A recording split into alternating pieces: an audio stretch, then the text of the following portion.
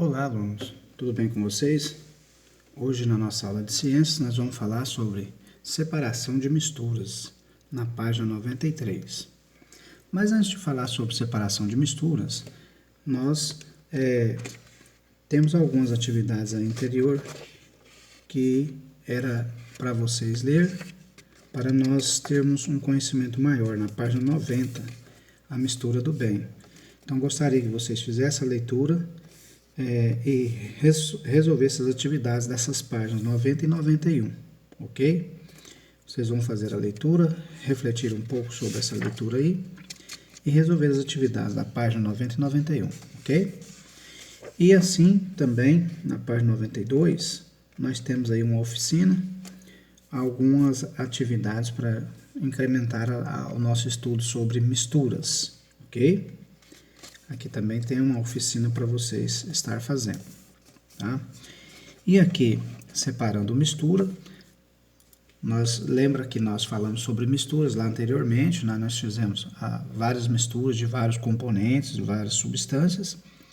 E então, agora está na hora de separar essas misturas. Será que é possível fazer a separação dessas misturas? Então, nós temos vários processos para fazer a separação de algumas misturas. E, por exemplo, aqui na página 93, nós vamos falar sobre de onde vem o sal que utilizamos para cozinhar. Vocês fazem ideia de onde vem o sal? Você aprendeu que diversas substâncias do nosso dia a dia podem formar misturas, mas você sabe como as substâncias podem ser separadas de uma mistura? Frequentemente é necessário separar os componentes de uma mistura. Há diversas razões para isso. Para obter as substâncias presentes nela, para utilizar as substâncias no dia a dia ou simplesmente para identificar quais compõem uma mistura. Existem vários métodos para separar as misturas. Vamos estudar alguns deles? Então nós vamos estudar aqui nesse conteúdo sobre separação de mistura. Nós vamos falar sobre a catação, nós vamos falar sobre a filtração, do outro lado a decantação e a evaporação. Então, esses aqui são alguns dos processos que nós utilizamos para fazer a separação de misturas. Vamos a cada uma delas, então. Na catação, é o método utilizado para separar materiais sólidos de uma mistura heterogênea. Por exemplo, quando separamos os grãos bons dos grãos ruins do feijão ou do arroz, estamos realizando um processo de catação. Então, quando nós vamos colocar o feijão para cozinhar, a gente precisa tirar ali aqueles grãozinhos que não está muito bem. Às vezes tem algumas misturas indesejadas, né? Algumas pedrinhas. Então, a gente faz a separação dessa mistura, que é chamada então de catação. Esse é um exemplo, tá? E na filtração? A filtração é o processo estudado para separar misturas heterogêneas, formadas por substâncias sólidas e líquidas, ou por substâncias sólidas e gasosas. Um exemplo de processo de filtração é a preparação de café. Veja ao lado aí, né, preparando o café aí, fazendo a filtração aí. Então, o coador de pano, ou filtro de papel, retém o pó de café não dissolvido na água. Então, o que nós estamos fazendo? Quando a mamãe de vocês aí faz o café, né? E ela vai, então, coar esse café, nós estamos fazendo aí uma separação de mistura, separando a parte sólida, que é o café, deixando simplesmente a parte líquida. E aqui, então, nós temos a fotografia mostrando, então, um exemplo de filtração, tá? Na página 94, nós temos um processo de decantação. Como que é esse processo?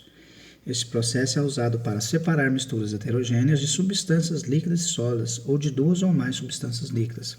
Ao deixar essa mistura em repouso por certo tempo, uma das substâncias se acumula no fundo do recipiente, enquanto a outra fica acima, podendo ser separada.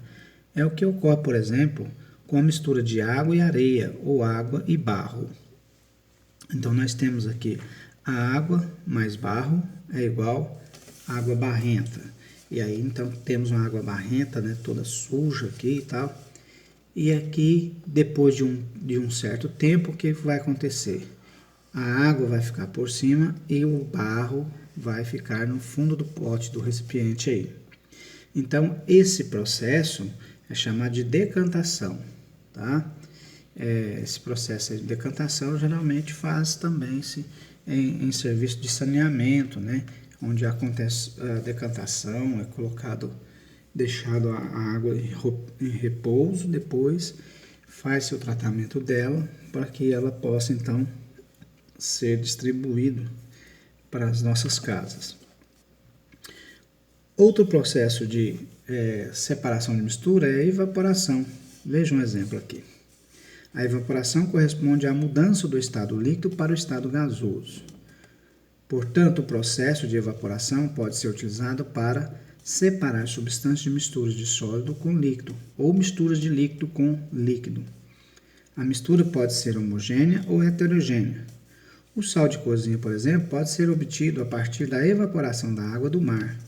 Grandes quantidades de água do mar são colocadas em tanques rasos. Quando a água evapora, resta nos tanques o sal. Esse sal ainda não está pronto para ir à mesa. Ele passa por outros processos, como o de limpeza. Então, nós temos aqui as salinas no Ceará. Vocês podem observar aí no desenho, nós temos aqui alguns tanques. Esses tanques aqui ele está cheio de sal e água do mar, né? Essa água do mar aqui ele vai secando e vai ficando só o sal. E aí fazendo então a separação da mistura do sal que está na água e deixando simplesmente o sal. Então é chamado de evaporação. A partir dessas informações aqui, pessoal, vocês vão fazer então as atividades, ok? Da página 95. Fazer a leitura também, separando o polvilho. Vocês vão fazer essa leitura aqui também. E continuando na página 97, tem algumas atividades aqui também. E aqui na página 98 e 99, nós vamos fazer uma atividade de revisão do conteúdo sobre misturas que nós aprendemos aí, que nós estudamos, ok? Então, qualquer dúvida, estou por aqui e estou à disposição. Um abraço a vocês e até mais.